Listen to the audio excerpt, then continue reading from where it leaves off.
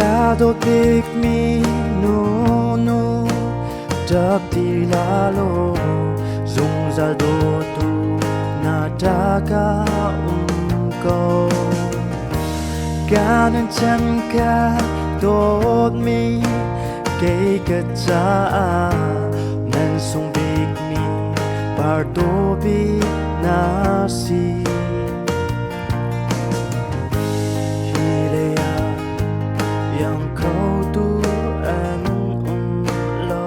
Gado to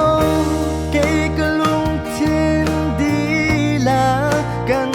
bé cầu Gado to nang cha na miết thi ngô chẳng lung nuông in câu chẳng Gado to hili chung par fiel te na dong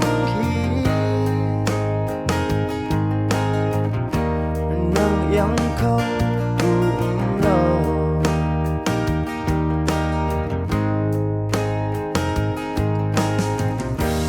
Lung đang hè chu ca đô ca ruột la mu cất trên lung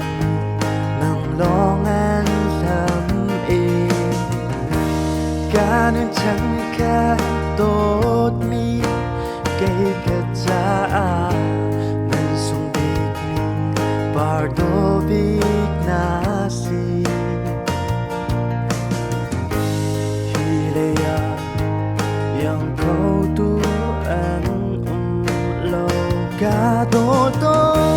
kay kalung thiên đi là căn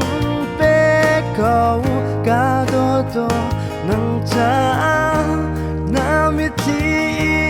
ngô chẳng lung Gado to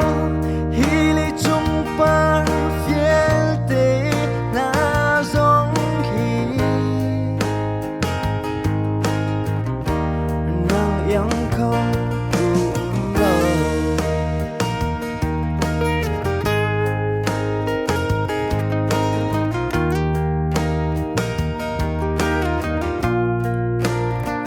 Gado